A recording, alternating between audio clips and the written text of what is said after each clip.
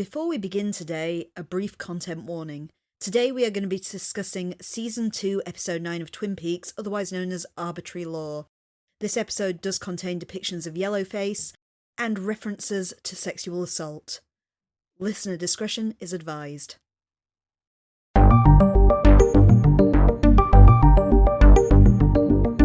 Hello and welcome to Things Are Getting Strange, a Twin Peaks rewatch podcast. I'm Nick. And I'm Kim. And we're bereft of news. Still not got nothing? Nope. Anyway, so if we have no news...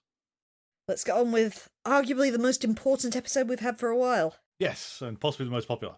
So, this is Episode 9, Arbitrary Law, written by Mark Frost, Harley Payton and Robert Ingalls, written by Tim Hunter and first broadcast on the 1st of December 1990. Would you like to tell us what Margaret has to say about this one? Yes, I would. You ready? Yep. So now the sadness comes, the revelation. There is a depression after an answer is given. It was almost fun not knowing.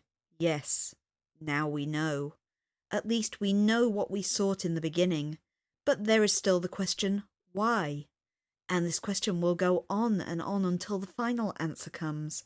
Then the knowing is so full there is no room for questions. Thank you, Margaret. You can say that's definitely written from a perspective of the end of season 2. So, in the woods, Albert, who has arrived without prior mention, says that Maddie was murdered by the same man who killed Laura, and there was an O under her ring fingernail, and she had strands of fur belonging to a stuffed white fox in her right hand. Cooper tells Truman not to make a phone call reporting Maddie's murder, and he wants 24 hours to finish the case. Albert advises Cooper to follow his vision quest before there's another killing, and Hawk tells Cooper he is on the path and to follow it. At the Double R diner, Donna and James chat over coffee. Vivian and Norma quarrel over Norma's omelettes, and as he eats breakfast, Andy tries to say "Je am solitaire," and Donna overhears him. When she asks him about it, Andy tells her about Harold Smith's suicide note, and Donna leaves to find Cooper. Donna, Cooper, and Andy approach Mrs. Tremont's house. Donna tells Cooper about Mrs. Tremont's telling her about Harold, and her grandson saying the same words as in Harold's note.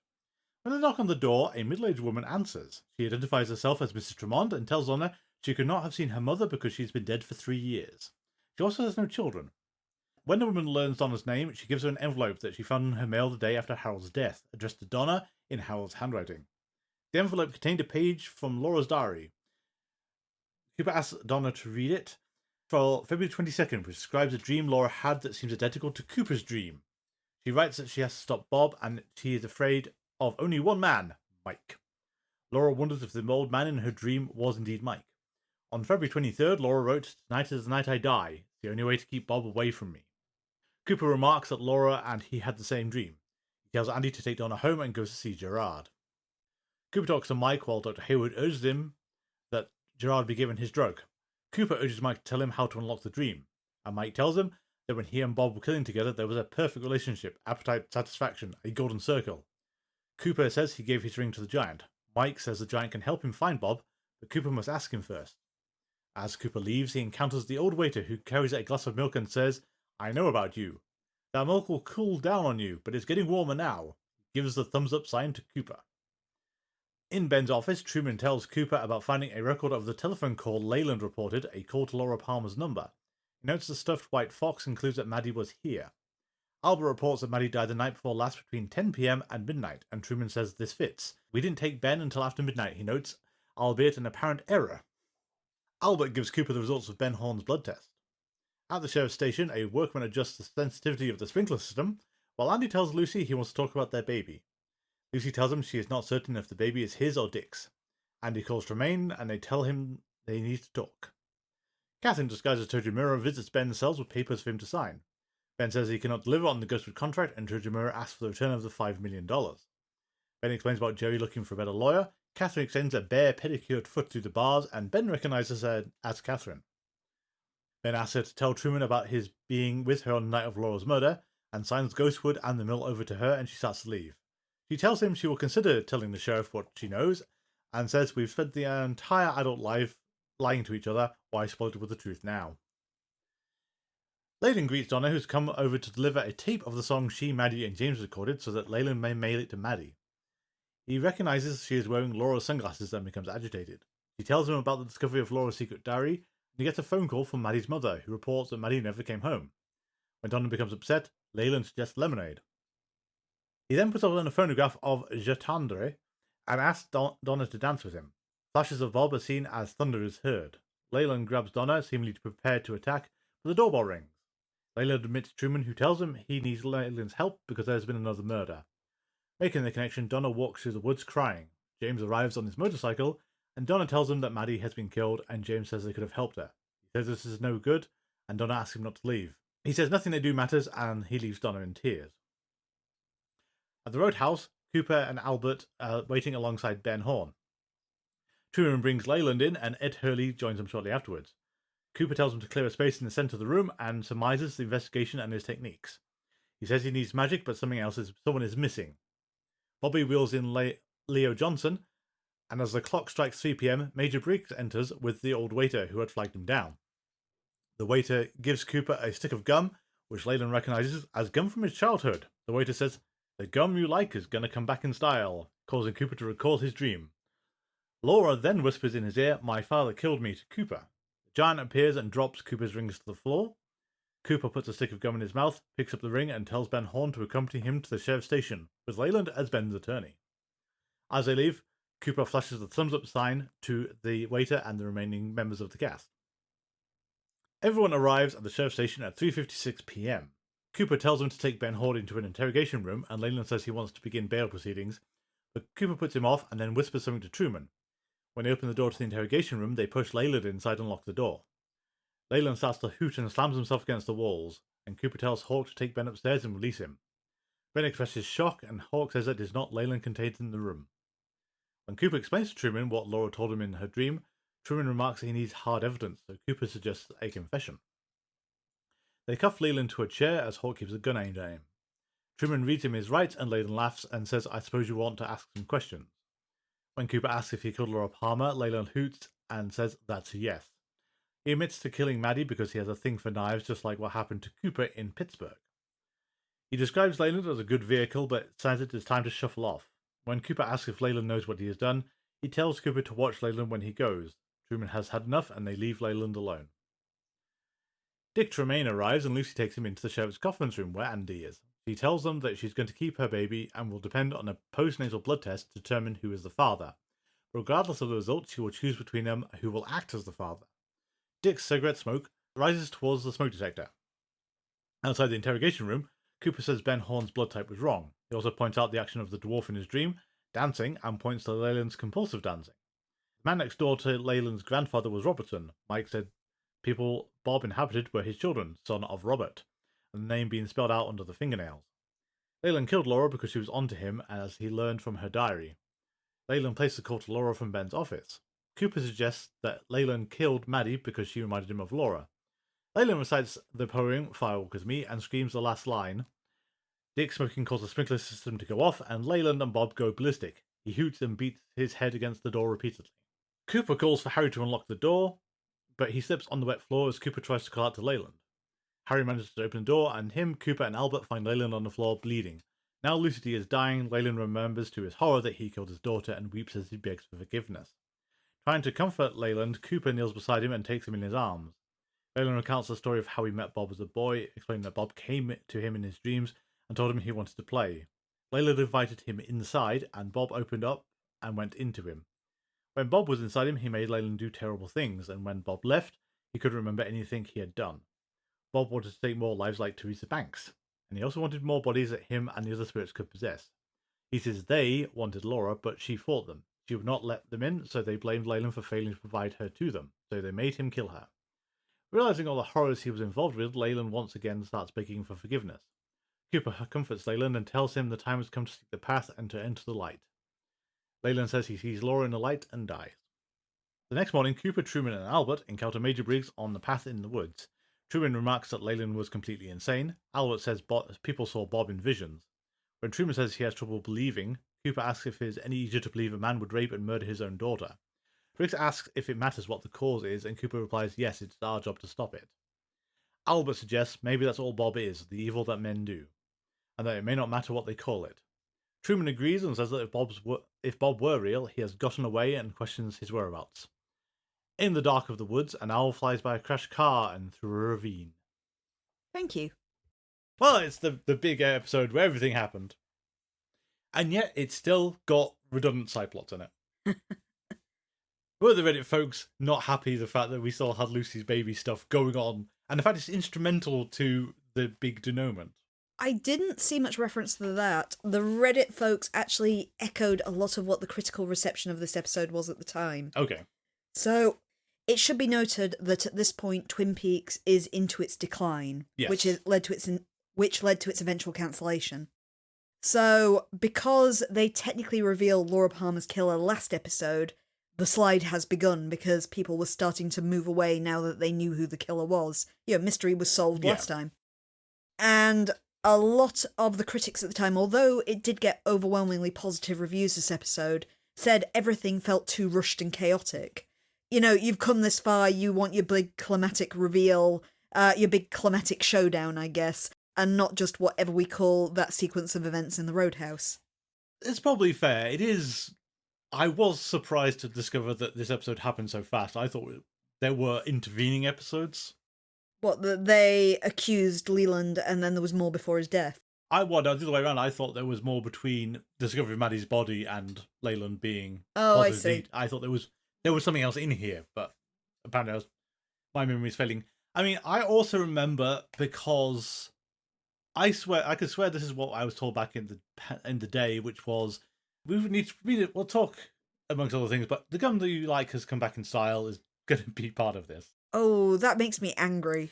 Well, what I could swear I was told back when I first saw the series from my friend who did lie to me quite a lot, so I don't know why I believed him at any time. It was because I think he was describing some of the clues before we got to the relevant episode, because he'd already seen it some years before. Yeah. Wildly too young to have watched this, because we were too young to watch it anyway. But he'd watched it years beforehand somehow. But apparently was claiming that the reason the Gum You Like will come back in style made sense because Bobby was chewing it. While Bobby is chewing gum, he's not any focus in the scene. It's not like Cooper says to him that what's like gum or something, or Leyland says that Bobby is just kind of a bystander in this scene, but I can at least see the logic there of the Gum You Like will come back in style is Bobby has a style. Increasingly, as time goes on, it's increasingly hard to make that argument that he's a tall stylish and not a James Dean ripoff, basically. I'd say James is more the James Dean ripoff. Yeah, but it's still, they're very similar to Dresser because they've got the leather jackets. Yeah. He's still not, as we noted several times, he's not got the build, physique, or style of a linebacker. Yeah, true. Bobby is very strange, but we love him. But yes, I mean, I think I said to you all the way right from the start is that the dream sequence from the pilot that they chopped up to make Cooper's dream, with its 3 clues, is they sort of said, okay, so, where we're from, birds sing a pretty song, there's always music in the air, and the Gun You Like will come back in style. And so the first 2, you can see they really quickly nailed what they were going to do with that. Because it's like, music always in the air, we can do that. The birds just somewhere in the woods, that's fine. And presumably everyone was muttering under their breath, Lynch, you absolute bastard! What do we do with the 3rd clue?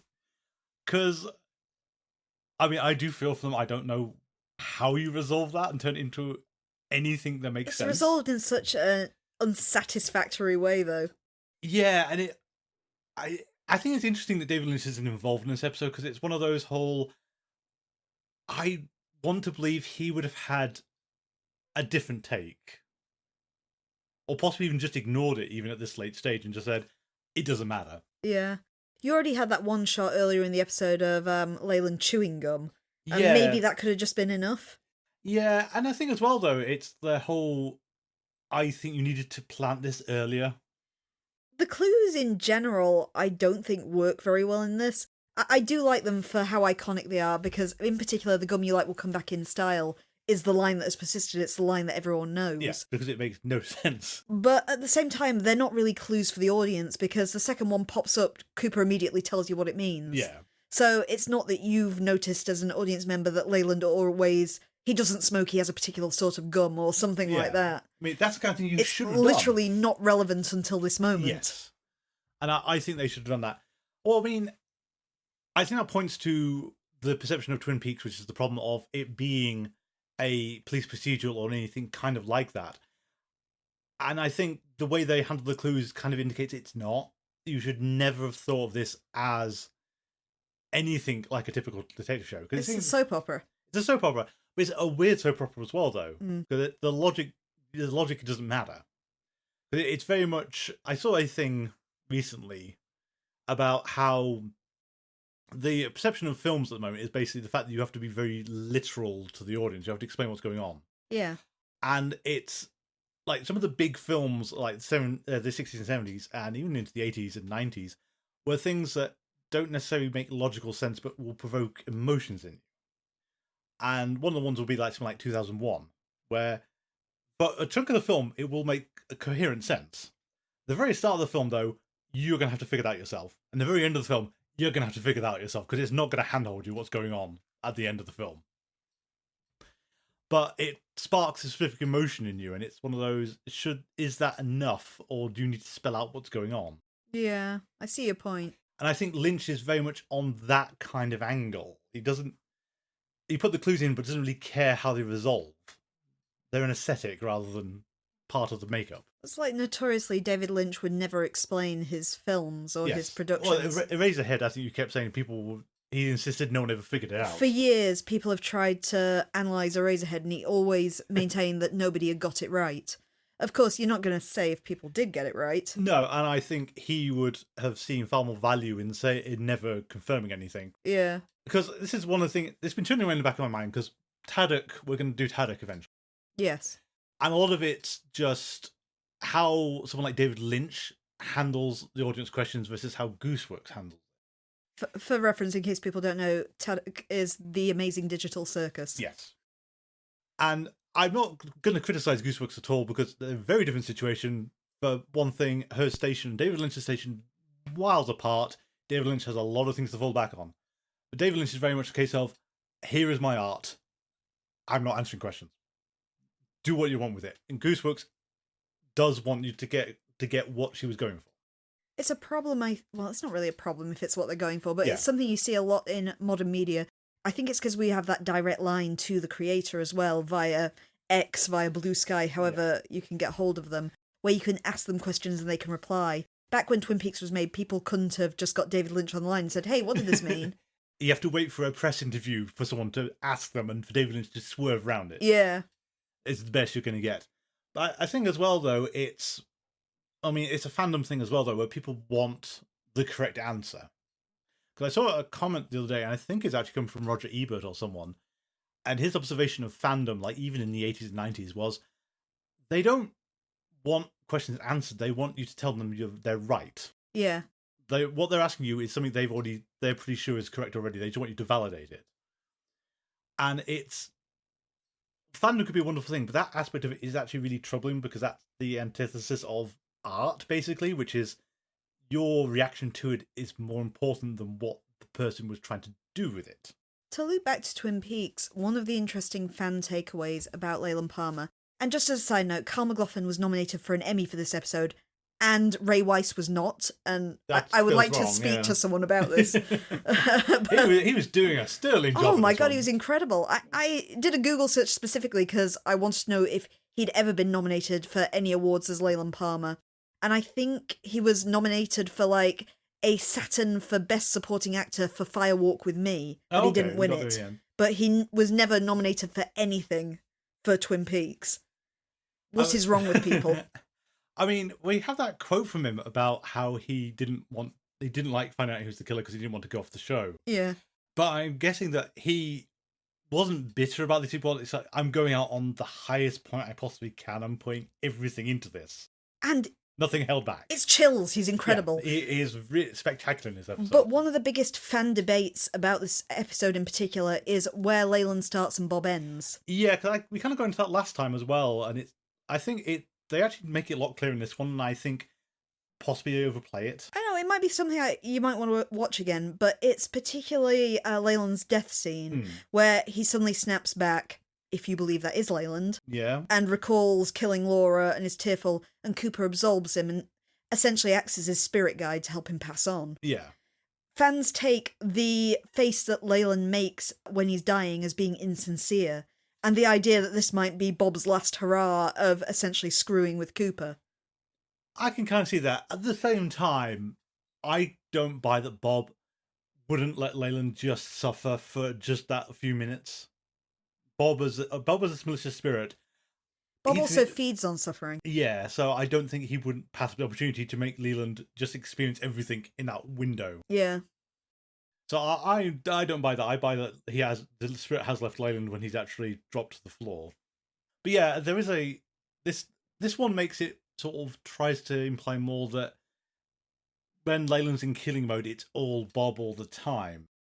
I will say for the acting, my favourite scene in this whole episode was the bit with Donna and Leyland. Yes. I think they are both stupendous in it, and it's terrifying. Yes. It's possibly the scariest scene that Twin Peaks has given us so far, because you're terrified for Donna through the entire sequence. Oh my, yes. It's the whole run! Yeah. I've realised the room you're in has one exit. Oh my god, Donna. And the bit where he tells her to wait while he goes and answers the door. Yeah. And it's like, oh god, Donna, please, no. At the same time, though, the staging of it feels really odd, given that Truman and Leyland don't acknowledge she's in the room at all. They just leave.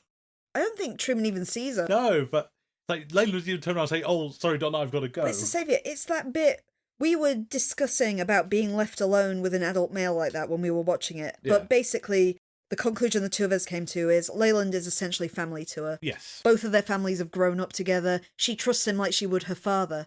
So it seems harmless at first when he offers to dance with her, but then he immediately switches and it becomes sexual and you see her fear. Yeah. And it's that horrible moment where I think Donna realises who he is, Yes. essentially. It's not clear if she realizes who it is. She realizes something's up, but it's like her connection, though, is instantly putting together Maddie is dead. But it's that horrible breach of trust as well when somebody you thought was a kindly person has just done the unthinkable to you. Yes. Out of the blue. I mean, he didn't even get a lemonade. I know, it's like orange juice. Clearly something's up. Yes. But, that's a really good scene. And I think it's also good because Donna is one of these people I remember liking when I was younger, and now she's just cratering into the whole, you're actually not very interesting. Do you want to talk about her relationship? Because you were enjoying that while we watched it. I do. I mean, I'm possibly too old anymore to appreciate Donna and James, and even Maddie and Donna and Laura and all the rest of them. But it's the whole, I can't get invested in this relationship. But I do find it hilarious they've sped run their relationship now. So it's like the aftermath of James's infidelity, which is very mild, all things considered, because Donna got bent out of shape over a hug.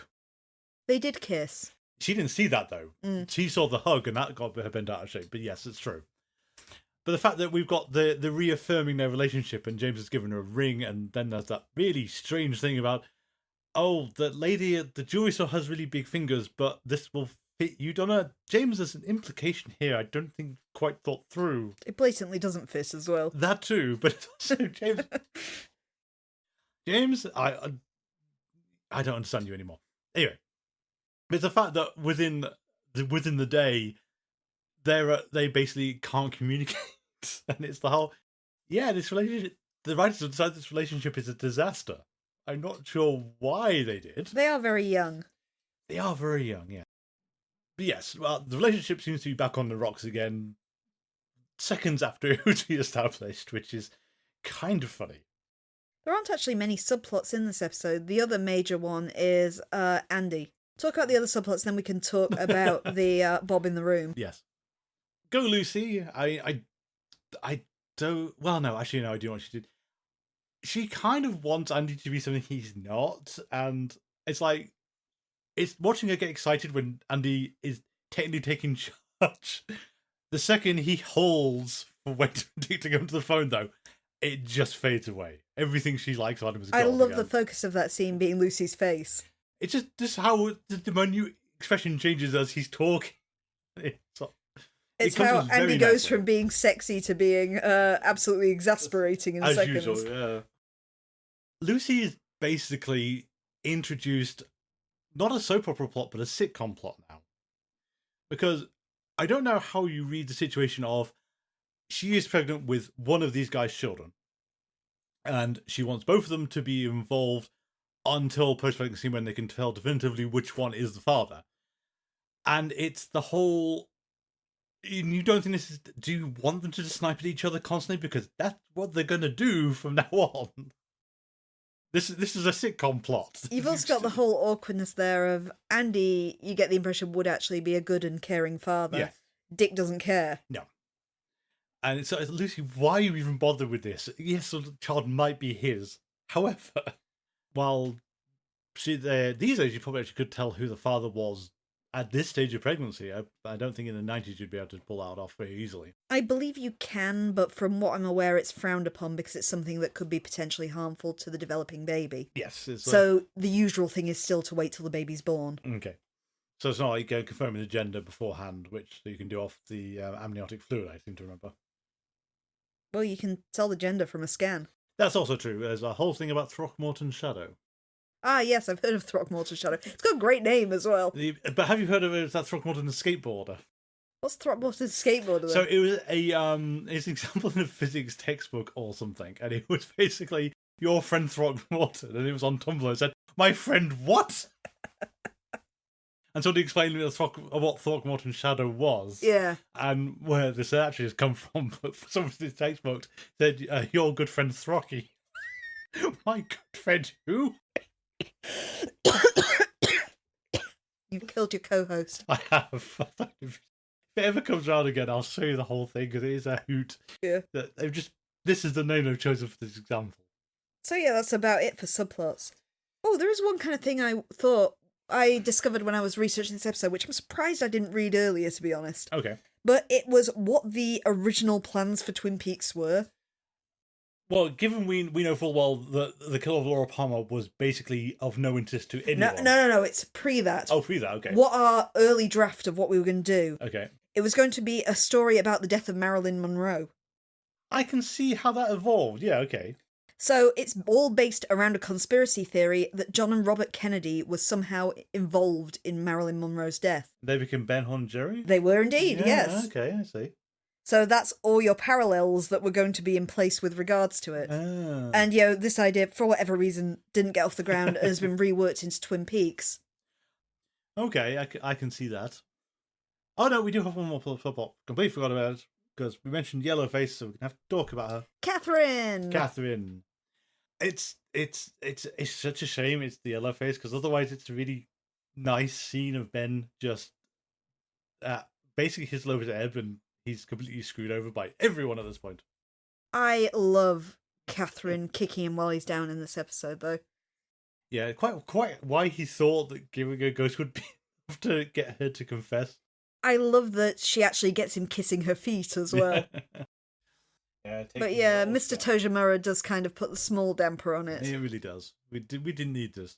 I enjoy the bit where he starts kind of grovelling to Mr. Tojimura, and then her voice changes, he just kind of squints at her. Yeah. Catherine? Yeah. I mean, soap opera rule 1. You didn't see the body, they're not dead. It's also kind of enjoyable when he signs off Ghostwood so she'll exonerate him and she just walks out. Yes, I don't know what you thought was going to happen there. You really think she was going to be honest after you literally tried to kill her? It's wondrous. It's a wonderful caveat to the scene with Pete Martell in the last episode. Yes. I mean, it's kind of a bit repetitive because it feels a bit like choose one or the other. You don't actually need both of them. As much as fun as Pete's scene was, like, this is the scene you actually wanted. I still maintain, as I said last week, that Pete's scene is out of character as well. So Catherine very much is in character here. So we could have just cut that scene. Because, to be honest, I don't think Ben's reaction actually... You could have cut that scene because Ben doesn't really have the whole realization she's alive or anything, because it's... I don't know. You could have cut the other scene and kept this one. And given that... I'm guessing... What happened was this was scripted for the previous episode and Piper Laurie wasn't available. Yeah, it could be. And so She's one of the most successful actors in this series, Yeah. especially at the time.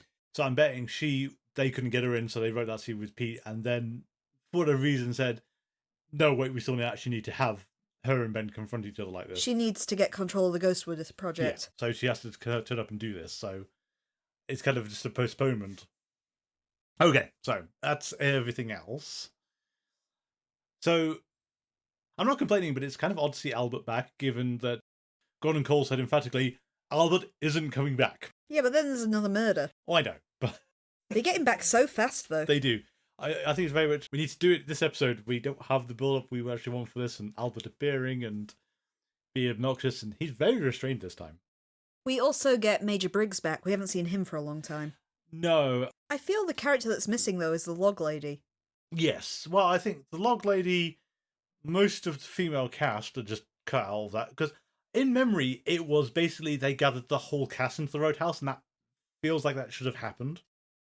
Yeah, for like the accusing parlor in an Agatha Christie story. Get everyone in. Yeah. Just have the whole cast assembled for once. Like the one time only we've ever got that. I've got to admit, it's memory from years ago. I don't remember Leyland leaving the Roadhouse. I thought he died there and then. So did I, because it's like that cell is the interrogation cell is a huge room for some reason. Yeah. But I didn't remember that either. But again, if you remember that too, it's evidently the Mandela effect in action now. Well, for some reason in my memory, it was like Doc Hayward was there as well, though, which is a really odd difference. It's still, I don't care about Doc Hayward so much. It's the log lady I feel is the missing one. Because in that scene, we have the giant briefly, we've got the old man from the hotel, we've got Major Briggs. So you've got all these main players that seem to be somehow connected to the supernatural elements in Twin Peaks. But the log lady is missing. And by that account, though, you should have Donna and James as well. Yeah. You do get Bobby, who is probably touched by supernatural for the wrong reason. I feel James is also missing because technically we've got together all of the suspects who could have been Laura Palmer's killer. But James was originally a suspect too, and I feel he's the missing one there. Yeah. It's an odd oversight, but no, I think I'd have assembled the entire cast as much as you could have got pulled together in one day. And I think it's like Big Ed is also like one of the weirdest ones there. Technically speaking, though, we established early on that the killer is male, and he is only one of the other plausible ones it could be. It's true, but they haven't... Plus, we discovered last week, to interrupt you again, the fact that the scripting had been done to make people believe that it could be Big Ed if a script leaked. That's true. It just still seems like a weird one to leave some people out. I think it was written hastily or something, or they were pushed for this and they didn't know what they wanted to do with it. Because it's like... And we've never seen Cooper before, so he'll get to a point and say, I don't know what I'm doing here now. I'm waiting for inspiration to strike, which like he does a few times in this one. And the fact he just sort of kind of knows a person's missing from the people he's assembled in the Roadhouse. It looks a lot cleaner, as you noted as well. Yes, all the peanuts have gone from the floor. Ben's trying. He's trying to replenish the peanuts. Yeah. But in Hawke's words, Cooper doesn't need to understand the path to walk it. No. At the same time, though, it feels like and we come back to the gum clue. It's we don't know how to make this work even here. Now we've got to actually sort of fit it together, but we can't. For some reason, we don't feel we can discard it because people are going to be upset. I do like that where the supernatural encroaches once more on Twin Peaks. The moment Cooper realizes who the killer is, you have a vision where the giant returns the ring. Yes. Just that very quick symbolism of, yes, you are absolutely correct, go with it. At the same time, though, it feels like that he knows he's going to be correct because of the ring, because of what Mike tells him, and he's talking about his relationship with Bob, and it's like a golden ring. Oh, like, golden relationship or something, like a ring. Like, yes. Let's give credit, though. Along with Leyland, Ray Wise, I think Mike's actor is incredible. He is doing an sterling job. Cooper may have got him killed, depending on how he can survive this. Oh, when he's withholding water to get this. On drugs. It's like, he needs his drug. No, we must help him a bit longer. It's like, it's the bit, though, Dr. Hayward even says, he's dehydrating. Yeah. Give the man water. Come on, Coop. Be nice. Oh, wait, we have dropped a subplot here. Oh, yeah. So we have the very curious one of Donna recognizing Andy's saying Harold Smith's suicide note. Oh, the French. The French. I'm a lonely soul. Yep. And then going to Mrs. Tremond and discovering a different woman there, which is kind of neat and eerie. Like, who on earth was that? Who lived opposite It's a good job she went with Cooper, really, because Cooper just, yeah. takes this. It's fine. Well, yeah, and then she gets delivered the diary page. And Laura had the same dream about Coop that Coop had involving her, which I would say is not entirely impossible, like Andy asserts. I mean, it's unlikely, but it's not impossible to actually wind up with that situation. I think it is pretty impossible in this situation, because there's no way, other than the collective unconscious, that she and Cooper could have had the same dream. It's not one of those things where Cooper could have seen something in Laura Palmer's diary that told him about it because the page was missing. It's true. Usually when you have this concept of the shared unconscious, it's because something's placed it in there. Like when we talked about the X-Files and we spoke about this man. Oh, yes, yeah. You know, the internet was all full of pictures of this man, and people start coming forward saying, yeah, I've had dreams of him. It's like, of course you are. You're staring at a picture telling you that lots of people have had dreams of him, so you dream about him yourself. Well, yeah, it's like that's the explanation for some of the more notorious abduction stories. Is the person started having nightmares about it after reading graphic descriptions of alien abductions. Mm. I will say, though, that for some reason Laura leaves out in her diary that she kisses Cooper. Or is that only Cooper's side of the dream? And she's saying a lot of words to say, my father killed me. A lot of words there. I did see it noted as well that, interestingly, when you have that scene played, there's no backwards speak. She says, my father killed me, but that whole scene's in backwards speak. When That's true, that is odd. You can kind of feel the writers sort of like clutching at straws a bit in this one, because it's like, what did the little man in my dream do after he danced, just like Leyland used to at... No one else has ever danced before. Yeah, no one has ever danced. Like, it's splitting hairs a bit, that, I think. I do think, actually, that works a bit as a clue, that one. It's better than some of the other ones. It's more subtle than some of the ones, sure. But yeah. I think it's very much someone stood up in the middle of the writer's room and spat out the coffee saying, wait! He danced in the dream sequence. Oh, that's what I was going to bring up, actually. In our theory of where does Bob end and Leland begin... Oh, yeah. You said in your description he said he was going to shuffle off. Yes. He didn't. He said he was going to shuffle off to Buffalo, which is a line from a song in 42nd Street. Ah. So in your whole thing of where does Leland end or Bob begin, that is supposedly Bob now kind of spouting off show tunes. Yes. So yeah, I think it's meant to be ambiguous exactly where the dividing line between them. I meant to bring that up before. It was when I heard you say it in the description. Ah. It's been on the tip of my brain, but at least I remembered. I do like, and I don't know if I'm skipping out of what you want to say now, but the final scene with everybody talking through what happened in the woods. Oh, yeah. I like the idea of, I think it's Hawk says it, is maybe Bob is the evil that lives inside men. I think it might be Albert, actually. Is it Albert? But I like that concept. Yes. Weirdly enough, I think it, because you're going to bring up session 9, but I was going to note... Also going to note that this is absolutely something they will return to in the revival. Okay. Given that the vision of evil is a depicted event in the revival. Okay. It's just that concept of... We know that Bob is supposedly a possessing force, but it's the fact that anybody could be Bob. Yes. Which we do also kind of get, if it is Leland talking at the end, the idea that Laura resisted him. Yeah. Is that Laura just did not have this darkness in her that Bob could take hold of. But as you say, it is very much echoed in a line from session 9, which I'm wondering if it's consciously now. I would be surprised if session 9 wasn't... Twin Peaks has cast such a shadow that I think everything is going to have, consciously or unconsciously, have picked up some bits and pieces along the way. I'm not going to ruin session 9 because it's an underrated psychological horror movie that literally everyone should watch.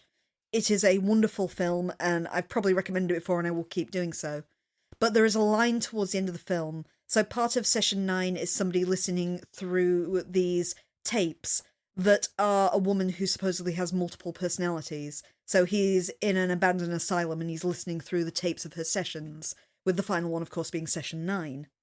The final tape he has with her, they finally speak to an entity that she seems to be afraid of, who's called Simon, who's one of her personalities, or a possessive force, depending on how you want to read the scene. But when asked what he is, Simon says, I live in the weak and the wounded, Dark. And it's, I think, more or less the final line of the film. Yes, I think so. That's what really I was thinking of when I heard that line in Twin Peaks. But of course, Twin Peaks came before Session 9 did. I'd be surprised if it wasn't an influence. And if you want further incentive to this, it is an acknowledged influence on Silent Hill 3 specifically, isn't it? Yes, it is. No, I think it's interesting the whole you can't be sure who or who isn't Bob. Other than we know full well from how series works, is there seems to be a down period where between hosts you can't just seemingly leap into the next one without any kind of intervening state. But we don't know how any of this works. There's also that connection in the last between Bob and the owls too. The owl's not really seen. We kind of maybe see Bob as an owl there. Yeah, we might do. How the Bob Leland thing though is still unclear because it's like the whole Leland was definitely possessed by Bob when he was a child, as long as we can trust what's said. Which again has horrible implications. Absolutely horrible implications. We don't know if it's a dip in and out kind of thing because for him to say Leland's no idea of what he's done when I've left means that Bob has returned to and left him a few times. Again, though, you've got to take for granted that Leyland Palmer, a character who has been wholly unreliable up to this point, is telling the truth on his deathbed. Exactly. We don't know. So there's nothing to say that anything he says there is accurate.